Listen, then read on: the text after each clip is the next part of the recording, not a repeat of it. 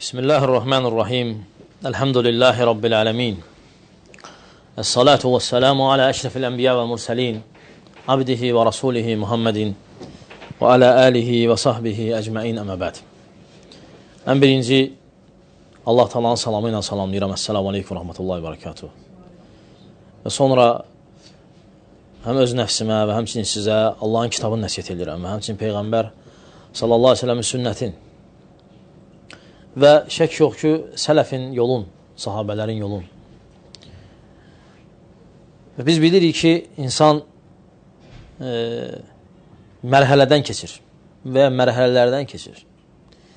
Mərhələlər çoxdur və hər mərhələnin də özünə görə qayda qanunları var. O mərhələlərdən biri də dünya həyatı mərhələsidir. Dünya həyatı ömrümüzdən bir mərhələdir. Biz o mərhələni keçəcəyik, istəsək də, istəməsək də. Bu mərhələnin başlanğıcı ana bətnindən dünyaya gəlmək, sonu isə torpağın altıdır, qəbir. Bu iki şeyin arasında olan dünya həyatı sayılır. Təbii ki, dünya həyatı sıxıcıdır, həmçinin alladıcıdır, fitnələrlə doludur. Mömin üçün, kafir üçün yox və inamsız üçün, imansız üçün yox. Amma mömin üçün sıxıcıdır. Çünki mömin halalla haramı seçə bilir. Hər şeyi yemir. Hər sözü demir. Hər yerə baxmır. Hər kəslə dostluq eləmir. Hər yerdə oturmur. Aydındır, hər şeyi qəbul eləmir. Ona görə mömin üçün çətin olur. Amma kafir üçün və iman etməyən üçün asan olur. Bu həyat, hansı ki biz onu yaşayırıq, təhlükəlidir. Lakin təhlükəli olduğu qədər də asandır. Təhlükəli olduğu qədər də asandır, əgər biz Allahın kitabına dönsək. Və başa düşsək ki, Allah Taala öz kitabında həyatı, dünya həyatını keçici bir hiss adlandırıb. Və məl həyatü dünya illə mətəül qurur. Dünya həyatı oyun oyuncaqdır.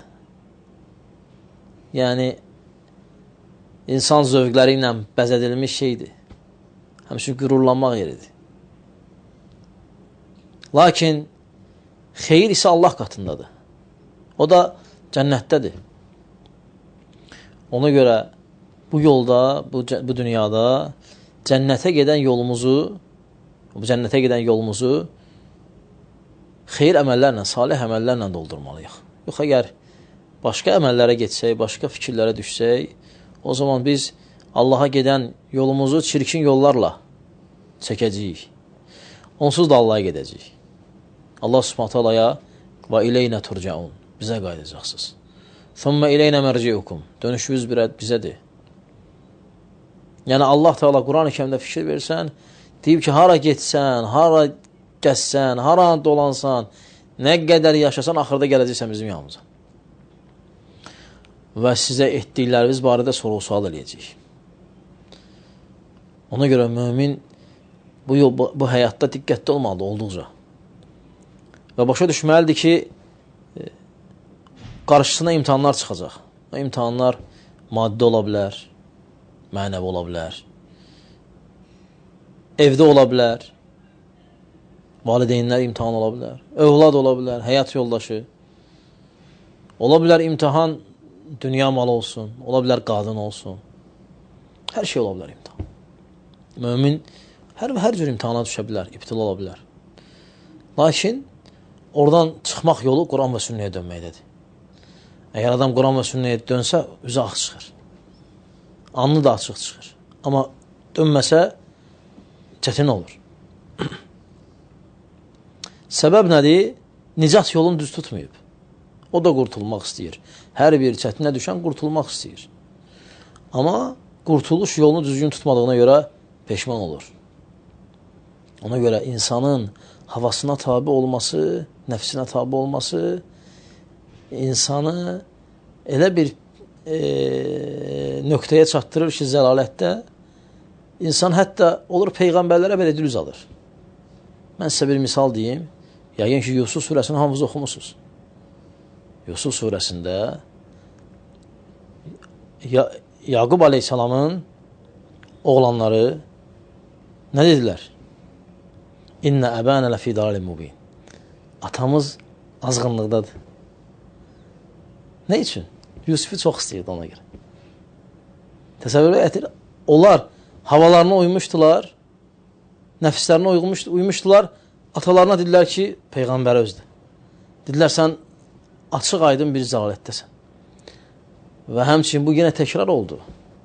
Yusufun köynəyini gətirən zaman, yolda olan zaman Yaqub aleyhissalam dedi ki, mən Yusufun iyisini hiss edirəm. Dedilər, sən köhnə zəlalətindəsən. Hava insanı bu dərəcəyə çatdırır. Hətta Peyğəmbərlərin belə gətirdiyinə deyir ki, zəlalətdir. Ona görə haqqı təsdiq eləmək, haqqı götürmək, dünya həyatında insanın imtihandan və bəladan çıxması üçün ən əzəmətli yoldur.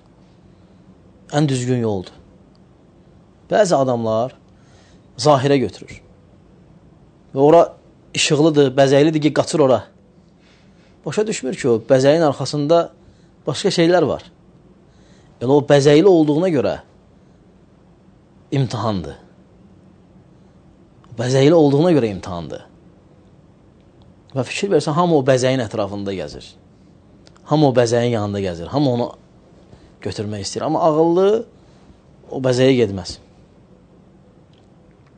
Çünki bilir ki, onun arxasında xeyir yoxdur. Onun arxasında xeyir yoxdur. Ona görə dünya həyatı o bəzəyə bənzəyir. Dünya həyatı alladıcıdır. Adam istəyir ki, eləyə, onu da eləyə, bunu da eləyə. Mümkün deyil. Sən elədikcə başqası çıxacaq. Bunu da eləyim. Hətta elə insanlar var, eşitirsən ki, deyir ki, inşallah bu işimdə düzümü qoşum, ayrılıram ibadətlərə. Ayrılanmayasın. Başqa işin çıxacaq. Sonra başqa işin. İndənə ayrıla bilmirsənsə, sən ayrıla bilməyəcəksən. Ayrılansansa artıq ayrılmalısan. Və filan şey eləyim, filan şeylər olsun, qutardı, filan şey eləyəcəm. Eləyəməyəsən. Böyük ehtimalla. Allahın rəhməti iləndən başqa. Təcrübə göstərir ki, eləyə bilmir insanlar. Səbəb nədir? O bəhanədir. Ona görə. Ona görə insan biraz ehtiyatlı olmalıdır. Dünya tezdir, sürətlidir və Peyğəmbər sallallahu aleyhi ve sellem xəbər verib dünya haqqında deyib, dünyada misafir kimi gəz. Sən, yəqin ki, çoxumuz səfərdə olmuşuq, bilirik. Səfərdə necə olursan? Bir sumkan olur. Evdə sənin deyil, kira qalırsan. Necə gəldi, yaşayırsan orada. Maraqlı deyil sənin üçün ora. Oranı bəzəməyə, bura dağılıb, qonağım gələr, düzəldim. Yox, gəlir qonaq deyirsən, mənim deyil. Dünya necədir? Mənim deyil. Bizim deyil. Aydındır. Və sənə maraqlı olmur orada. Əsas sənə orada əsas şeylər. Və fikir versən, kirayə tutan adamlar nə dediyi, suyu var, qazı var, yatmağa yeri var. Qutardı. Niyə? Niyə demir ki, lüstrun ələkdədir? Niyə demir ki, içində aboyların, lepqaları necədir? Niyə demir o? Çünki o misafirdir orada. Ora qalacaq yeri deyil axı. Onun üçün ora məskən deyil.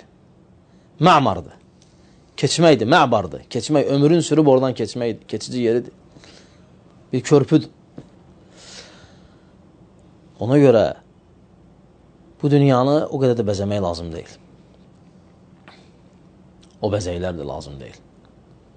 Biz demirik ki, acından ölək. Yox, biz deyirik, müsəlman ən yaxşısı olsun. Amma bura bəzənir, axirət dağılır, elə yox. Heç olmasa buranı bəzədiyin kimi oranı da bəzək. Ora üçün də çalış. Və kim təbii ki, müsafir olubsa, bu daha çox ona çatır bu misal. Və ən azından heç olmasa Azərbaycanın içində səfər eləyib də adam. Heç olmaz. Allah Rasulü sallallahu aleyhi ve sellem hədisi var. Səfər məşəqqətdir. Bilirsiniz. Hətta indi samolyotla da eləsən səfəri, Səmalyotla eləsən səfəri. Lab əla yerdə biznes klassda getsən də axırda yerə yorğun düşürsən. Mütləq dincəlməlisən. Ən gözəl maşında getsən də dincəlməlisən. Allah Rasulü s.ə.v sözüdür bu. Səfər məşəqqətdir. Və misafirin bir səfərdən çıxanda götürdüyü şeyə bax. Bir də səfərdə olduğu müddətdə istifadə edilənə bax. Dünya həyatı odur. Və misafir və yaxud da yoldan keçən qaldığı yeri düzəltmir. Səbəb nədir? Çünki bilir ki, evinə qayıdacaq bir gün. Burada qalan deyil. Bunun kimi üçün tikim ki? Ona görə Peyğəmbər sallallahu aleyhi ve sellem deməsi ki, sən bu dünyada misafir kimi və yol keçən kimi ol. Bu hədis ona dəlil də açıq aşkar. Yol keçən kimi nə deməkdir yaxşı? Yolla gedirsən, yorulursan, ağac var. Oturursan ağacın altında dincələrsən 1-2 saat. Orada ev tikmirsən ki. Balaca süfrəni açırsan və ya qazet. Üstünə şor pendiri qoyursan belə. Dürməliyib yiyirsən, gedirsən. Elə deyil. Yəni, o demək deyil ha. Yəni, yolda götür qazetsə. Bu misaldır. Yəni, misaldır ki, yəni, bu qədərdir, yəni, qısadır. Vallahi, Allah subhanət hala bizə verdiyi neymətlər çoxdur. Onlardan biri ən əzəmətlisi nəfəs ala bilirik. Xəstə adamlar görmüşsünüz siz, xəstə nəfəs ala bilməyən adam. Adam heç nəyə ehtiyac yox, nəfəs ala bilmir. Halbuki sən onu alıb versən, elə bilsən belədir. Və adam görürsən, nəfəs almaq üçün 5 dənə cihaz qoyublar yanına. Allah subhanət hala onu ağciyərlərdə verib. Ağırlıq da daşımırsan aparanda. Xəbərin də yoxdur. Nə proseslər gedir orada. Allah azə və nə qədər böyük neymətlər verib bizə. Baxırıq, görürük. Adam var, görmür. Adam var, eşitmir. Adam var, Quran eşidənmir. Kör da adam var, görə bilmir. Adam var, hissiyyat orqanı yox, hiss eləmir. Dad bilmir, iyi bilmir. Ayağı yoxdur, ayaq üstü gəzməyib o. Və s. və axır. Və onlar bizim üçün böyük bir ibrətdir. Əzəmətli bir Allah Taala'nın bizim üzərimizdə neymətləri həddindən artıqdır. Əzəmətli neymətləri var bizim üzərimizdə. Ona görə alimlər deyir ki, insan nə zaman bilə bilər ki, onun əli onun üçün neymətdir? Nə zaman bilə bilər? Əlini itirəndə. Belə kim bilə bilər ki, əli neymətdir onun? Heç kim bilə bilməz ki, əl neymətdir. Adi onunki adidir, götürür, yiyir, vurur, dağıdır. Elə bilir ki, elə belə də olmalıdır. Amma elə deyil axı. O olmasa səndə, sən bilərsən ki, səndə böyük neymət vardı, getdi. Sonra sənin bir əlvi yerinə qoymaq üçün, əvəz eləmək üçün neçə min dollar pul lazımdır. O da nədir? Bir dənə aparat fason dönsə qoyurlar. Dəmirlərdən, dümürlərdən qaldıra da bilmirsən. Bunlar hamısı nədir? Dünya həyatının nə qədər imtihan olmasına ki, mömin burada həm imtihan olunur və imtihan olunması da ləbuddur. Yoxsa cənnət havayı deyil ki, gərək imtihandan keçirsən sonra. Ona görə bizim əsas məqsədimiz Allah Taala'nın razılığını qazanmaqdır salih əməllərlə və qarşımızda olan hadisələrdən ibrət götürməkdir. Həmçinin ibrət götürməkdir ki, göz olmayan var, mənim gözüm var, əl olmayan var, mənim əlim var və s. və axır. Və bax, bu əsas məsələdir, hansı ki, biz onu hər gün yaşayırıq, biz hər gün onu yəni həyatımızdan ayrı bir məsələ deyil bu məsələ. Ona görə Allah subhanət hələ həmd elə və dünya həyatında yəni qıssa olaraq yaşa, qıssa olaraq yaşayan o mənada ki, ya buradan çox aparmayasın onsuz da. Heç nə aparamayasın. Nə apara biləcəksən? Salih əməllərdir. Onları çoxalt, çox bərbəzəyə qaçma. Allah subhanət bizi xeyr əhlini eləsin, cənnət əhlini eləsin. Bu dünya bərbəzəyindən də bizi qorusun. Əlhəmdə, dünya sözü alçaqlıq sözü.